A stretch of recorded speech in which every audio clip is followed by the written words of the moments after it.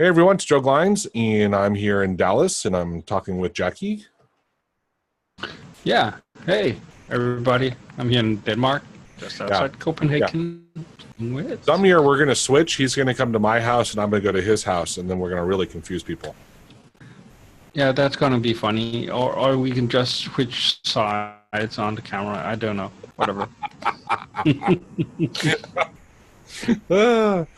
We should, actually that's, think about that, off topic, but if we both had good green screens, I literally could put your background in mine and mine in yours and really confuse people, right? They're like, wait a minute. Something is wrong. Yeah. Yeah. So today, our short talk, actually, we're actually hoping it's going to be short, but, on time. And we're going to talk about basically like the thought process before you get a new task of whatever, you realize X that you probably want to automate, and what are the things you think about before you really start doing it, before you decide how you're going to automate it, how much time you're going to invest in it, and these things. So it's one of those things I don't think many of us actually do consciously. It's almost, I think, subconsciously we just kind of have an idea of the level we're going to work at it, but we were going to talk through some of the stuff that pops in my mind. The first one for me, I think off the top of my head is how much is the thing going to be used, right? Is it something that also, is it scale? Is it going to be a lot of people, a lot of different people using it? Actually, I'm going off topic there a little. I'm sorry, not topic, but off the original question. But it's really that repeatancy. How many times is it going to be used? Let's say if it's in this week, is it 10 times? Is it 10,000 times, right? Because that dictates a lot to me of how much I want to lock it down. Yeah, I totally get that, because of course some of the stuff you make, you at least when you're new at AutoHotkey, you might make it because, hey, you want to try to make stuff. But I'd also say that the thing that I often put up when people say, can you automate this or something along those lines, it is, but how often do you do that task? Because sometimes it's a single task that they could do maybe once a week or once a month or something like that. And depending on the actual task, it sometimes you need to use a good amount of time on it to really warrant automating it. Yeah. The caveat, not caveat, but the thing I would interject into what you just said is, depending on, they're like, well, it's this really big report, and I only run it once a year, but inside that report, I actually do the same thing over and over and over, right? And that's where it's like, you got to understand, and I know I'm not saying you, but it's sometimes if you can break it down a little bit into many steps, suddenly you're like, oh, you know what, you're spending 40 hours doing the same thing, 800 times in that hour, and hey, you know what, we can probably do something with that, right? Yeah, I was recently asked to do, or if a task could be automated, and I was like, he says, can you automate this task? And he just almost names the task, and I'm like, what? I don't know, what does that entail? And it was exactly someone making a report, and I was like, maybe. What steps does need to be taken to actually make this report? And then it kind of unfolded that it was kind of a big thing that was done to actually pull this report together. And of course, all those smaller parts were in essence automatable, but still, it was one person doing it maybe once a month, using quite a bit of hours on it. But I'd say that for that task, you would actually need to analyze it quite a bit if it's only one person doing it one time, even though they're using. Then it really depends on how much time they use on it. Yeah, and another one would be is, man, I had a good point, because it was right along with that of, oh, yeah, do we really need to automate the entire thing? Or can we, say, hey, there's some chunks that are we can automate, and we didn't automate the entire process, but you know what, here, looking at that, we can dissect what they're doing into different segments, and then just, those are actually different things. And, I can do those things individually very quickly, merging them into one thing where it all flows, but, it may not be worth it, right? But breaking it down, which actually that's one that, sorry, I just realized that was one that wasn't in my list, is should it be broken down? I think it's a good one to add, is should it be broken down? Is it too big of a thing? And should it be compartmentalized and focused? Yeah, exactly. Because again, I don't remember where I heard it or read it or what it was, but almost anything humans does can be done or broken down into smaller steps, all the way down to saying the single action that people take, which is just, let's say, clicking something or typing a letter or whatnot. Yeah. And of course, if we take it all the way down there isn't really much automating to be done, because it is continually, that was hard to say. But yeah, it is actually the sum of the parts that make the automation worth it. So. Yeah, sure, yeah. Another one is to take into consideration, which you just alluded to a minute ago, was, is the same person going to be using it? Like, actually, it's a twofold, I guess. Same person on the same computer? Are multiple people, different people going to be using it? Actually, I didn't write that down, but basically, it's before you even do how many, it's whatever, is it people other than me going to use it, right? Because there's I can do stuff and I can just troubleshoot it and whatever so I don't have to spend a lot of time adding in extra stuff because I'll be using it, and I can leave things very basic and crank it out quickly. But man, the second you put it to someone who's not a programmer or someone who has to be able to have a GUI or whatever, right? It's different. Let's put it that way. Yeah, but even if you have a GUI, depending on the person using it on the other end, the GUI needs to be more extensive and so on and so forth. And absolutely, yeah, right. I've had. Add to that. So then there's the people and their levels of knowledge, right? Which is another one, like, but also, the computers are going to be using, are they running the same OS, the same resolutions, depending on what you're doing? Do they have the same programs installed, right? Things like that. You're like, that it starts getting complex quickly when you start giving it to a lot of other people, or you just Yeah, because one thing is, let's say I'm only sharing something within the company where I work. I know that every workstation or whatever has those basic Outlook, Excel, Word, whatever. Those basic programs are on all the systems. But what about that imaging tool? Maybe not everybody has that one. So using different types of things that you might have available, but you actually don't know if other people have.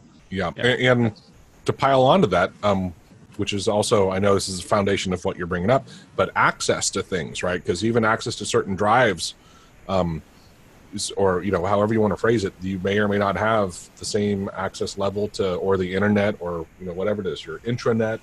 I mean, it's a lot, so it definitely starts getting complicated. Yeah, it truly does.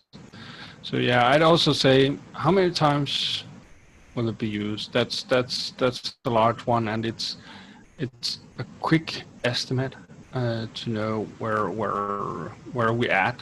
Is it worth it per se? Because if they're not even sure if they're doing it more than once, then you can almost certainly say, and most likely you will not use that extensive time on making it user-friendly and stuff like that. But right. It's within, that's not even scripting, and that's just a consulting a thing, right? Is understand really how much it's going to be used to decide how much to invest into it, right? Another great one, I think, is, how much do those people that are going to be using it make per hour?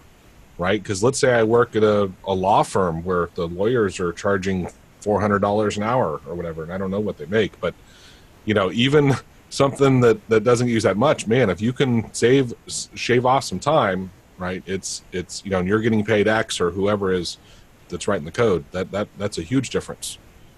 Yeah, I know that one is one of the big things that has kept specific industries from becoming more automated, because hey, if we move the factory from here to there, the labor will be so much cheaper. So right. we don't have to buy those expensive machines.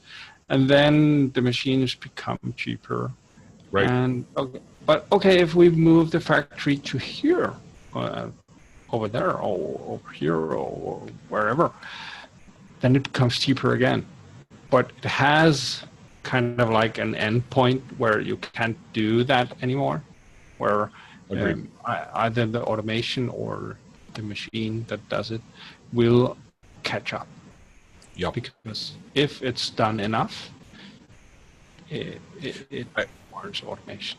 I agree. It's actually another podcast topic I want to have us walk through.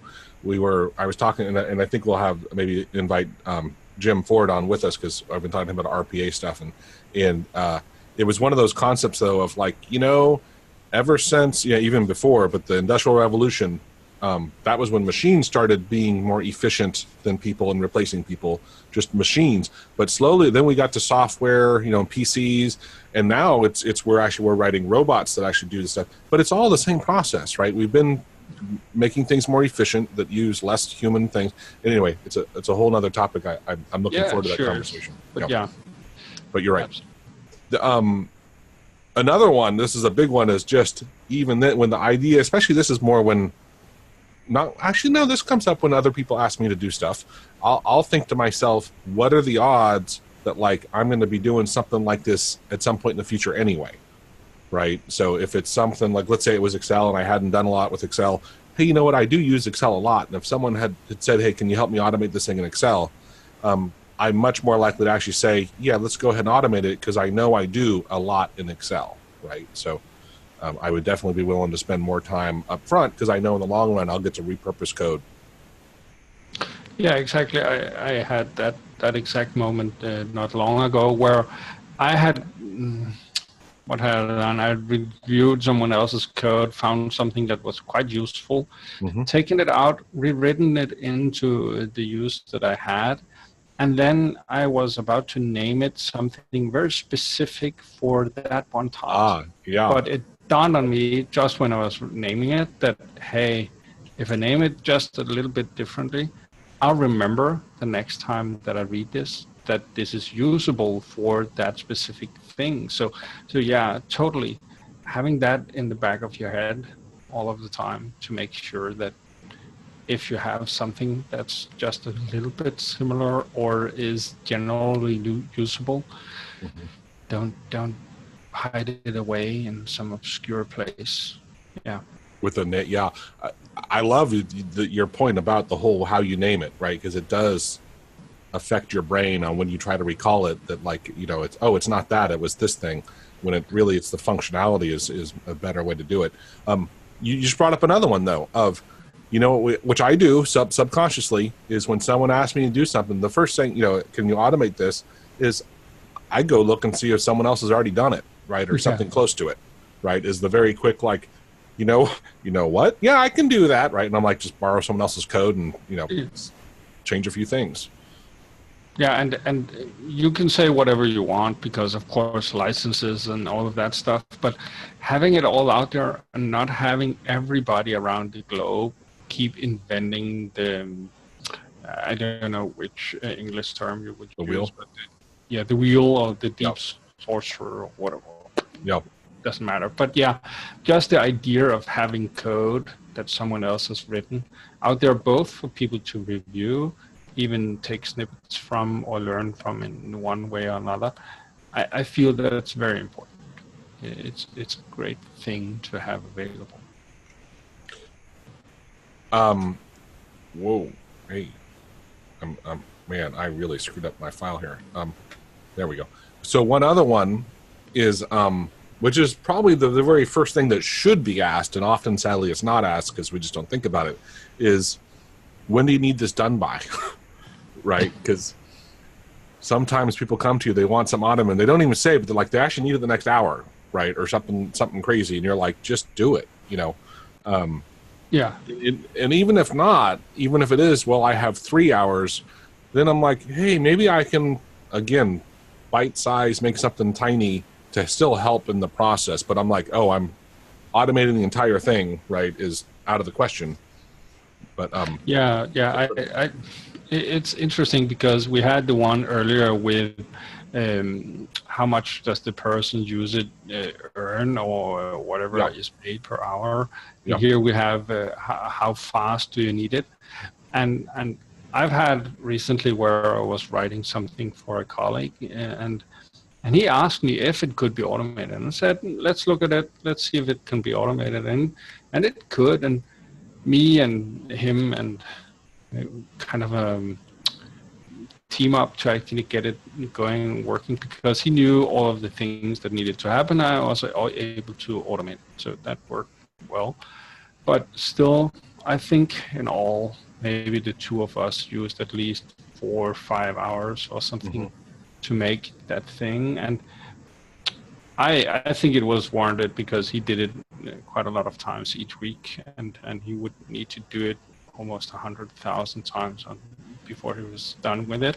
So I was sure it was, but had the task been a little bit smaller, or had the scope of it been a little bit more unknown, using 2 people's or more pay on doing that one thing might not always be easy to judge if it's warranted. One other one which I just added to my list is what you brought up was it's tangentially on topic, is do you know like the infrastructure, how you're going to actually automate? Like if it is something in Excel or something that has a COM object, right? I jump at the chance because I'm like, oh, it's easy, right? I mean, I know it's out there. I know there's something way I can do it, right? And that's a big one where those suddenly, the amount of time it takes you to automate it shrinks greatly, because especially with COM, right? Because more often than not, you can Google it and find something, even if it's not in AutoHotkey, you can find the VBA script and adapt it. And so that definitely is one I do take into account. It's not a thought process I go through when it comes up, but I realize like, oh, you want to automate a Microsoft, Office program? Yeah, we can do that.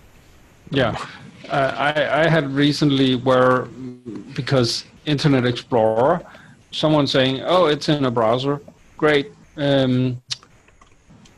Sometimes it only works in Chrome. Okay, okay, we might be able to do something. I'm sure it only works in Chrome.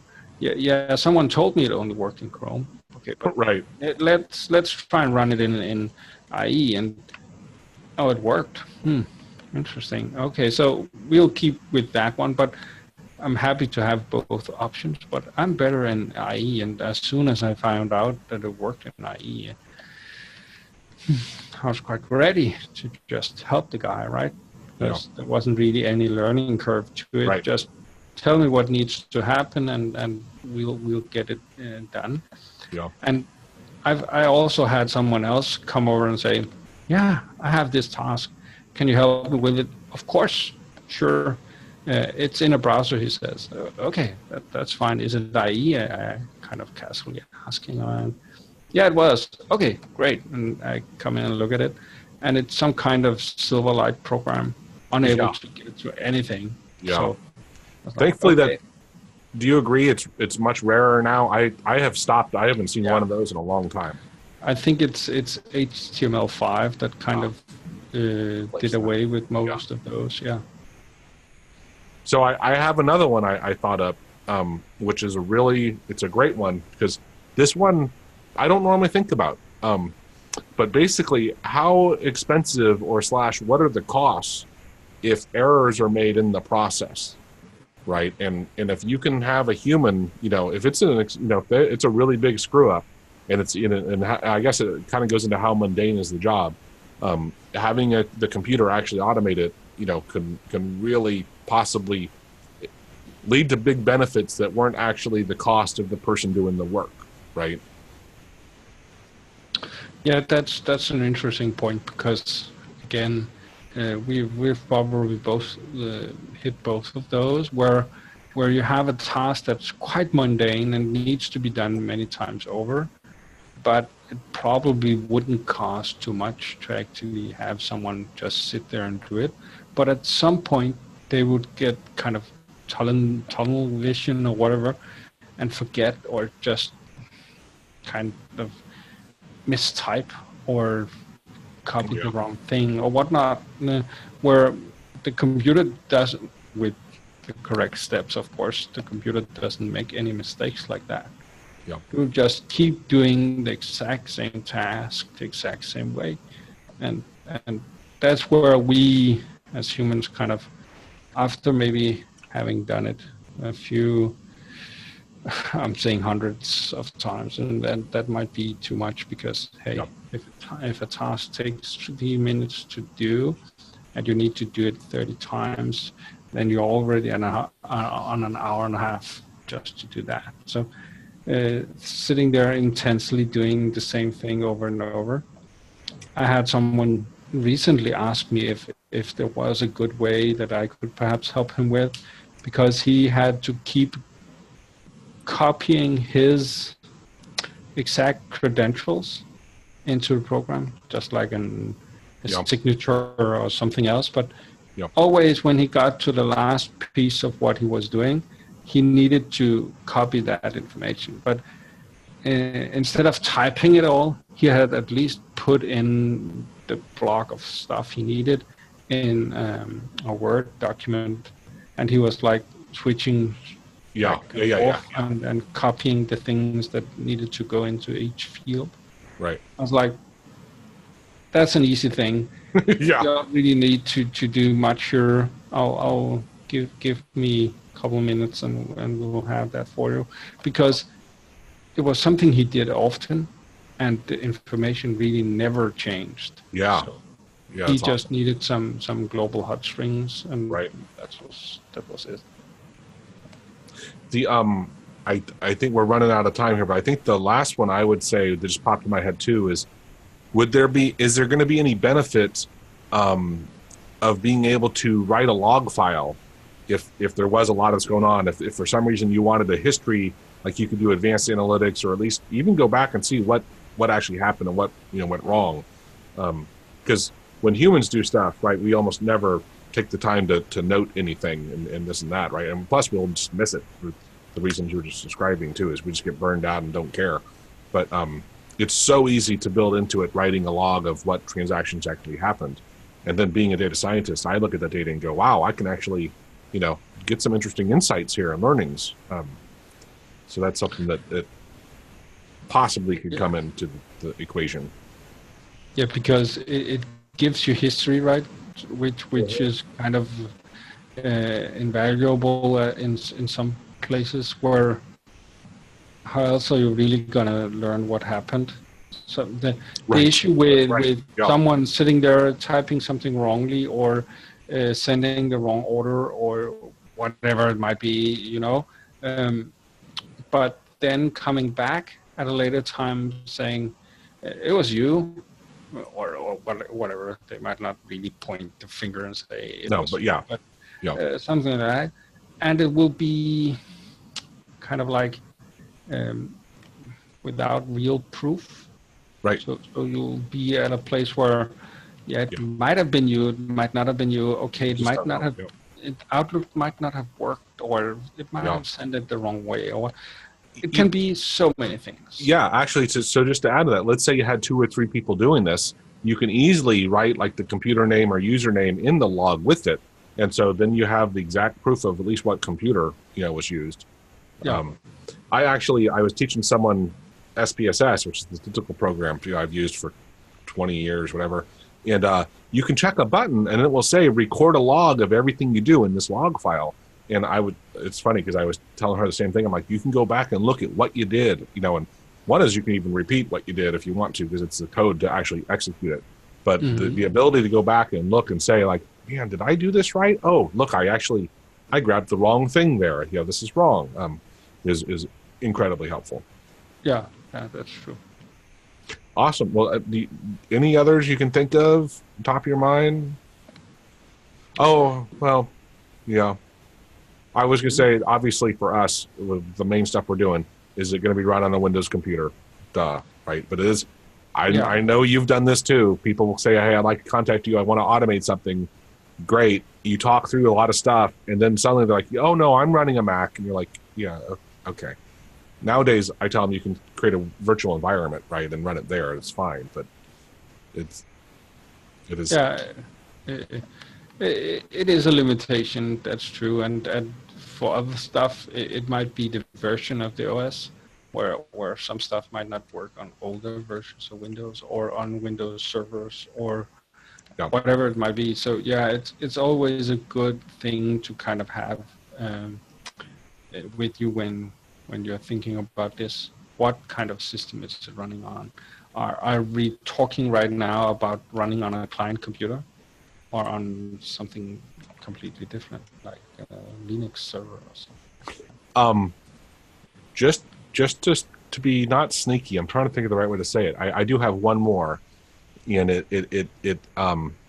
it's all about you, right? Is, hey, if like the CE, if I think someone's going to see that I automated this and it's going to either help my group incredibly stand out, or maybe the CEO happens to hear about, like I actually did one at when I was with TI, and it was like, I think he's a VP, had heard, he saw me in the hall, and he's like, hey, I heard you wrote a blah blah blah that did this, and I'm like, that wasn't why I did it, but it's one of those things like, hey, if I have the feeling someone important or it might elevate my team, you bet I'll jump out there. Yeah, I the two major times, it's happened quite a few times if I count both small and big. But yeah, it is really interesting to have written something that kind of catches someone's eye. I might not always have known it beforehand, but sometimes you have the idea of something being potentially big enough for maybe enough users in whatever company you're at or whatever. It's a good idea to have that. There as well. Sorry, the last one is it actually has to do with, hey, if someone comes to me and it's the first time, and I think hopefully if I actually do this, they might come back more, right? I'm a little more willing to do a little more to get them a taste, at least get them something, right? Because we know from doing this, if they don't see an exact example with their stuff, they don't get the relevance and understand it. And so I like doing stuff for people on the first ones, because I'm like, yeah, I want to get them to realize it's usually not that hard, but yeah, if this is their newest thing to me, like I'll spend a little more time, saying, okay, we can figure it out. Awesome. Yeah. All right. You think we're good? Awesome. I think cool. we're good. Awesome, man. All right. I'll see you next week. Yeah, absolutely. Cheers. Bye.